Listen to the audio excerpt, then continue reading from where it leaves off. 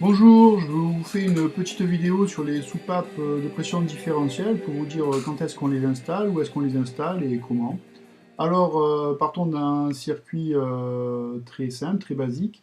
Nous sommes donc sur du secondaire, où nous avons des émetteurs équipés de T de réglage et de vannes thermostatiques.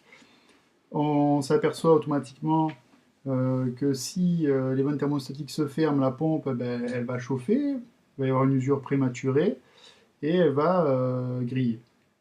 Pour éviter cela, donc généralement dans les salles de bain, on ne met pas de vanne thermostatique, on met une vanne manuelle, de telle sorte que la pompe puisse toujours irriguer au moins un circuit et donc éviter de griller, ou du moins de diminuer sa durée de vie. Par conséquent, ce radiateur sera considéré comme un radiateur de décharge. Maintenant, si nous avons des vannes thermostatiques à l'ensemble des radiateurs, dans tous les cas, il faudra bien sûr réaliser un équilibrage hydraulique de l'ensemble des émetteurs. Mais pour éviter que tous les robinets se ferment et que la pompe finalement ne puisse plus réaliser la circulation du débit d'eau, on va installer une soupape différentielle. La soupape différentielle va permettre de pouvoir faire un bypass entre l'aller et le retour lorsqu'une pression qui sera au-dessus du point de fonctionnement, noté A, sur le graphique ci-contre, sera atteinte.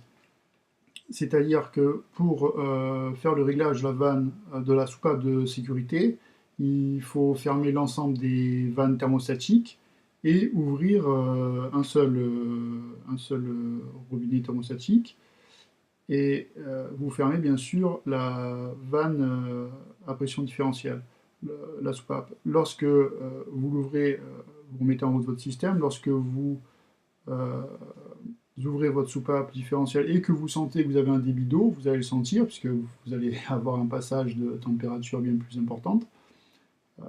Ben, dans ce cas-là, c'est que votre soupape elle est bien réglée. Euh, donc vous arrêtez, vous touchez plus au réglage et vous pouvez réouvrir le robinet thermostatique et les régler convenablement. Pour comprendre où on installe, il faut comprendre son fonctionnement. Lorsque les vannes thermostatiques se ferment, la pression augmente dans le réseau. La soupape différentielle s'ouvre alors pour envoyer directement une partie de l'eau chaude vers le retour. Cette technique a pour effet de remonter la température de retour lorsque les vannes thermostatiques se ferment. Elle est donc déconseillée.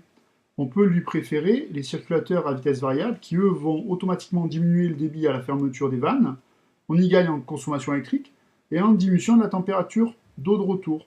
Par conséquent, dans le cadre d'une chaudière à condensation, il ne faut surtout pas, sur le retour d'eau froide, avoir un mélange avec de l'eau chaude. Il faut donc éviter les boucles fermées, les circulateurs de bypass, les soupapes différentielles, tout bonnement pour avoir une température de retour inférieure à la température de rosée, et donc avoir une condensation au sein de la chaudière.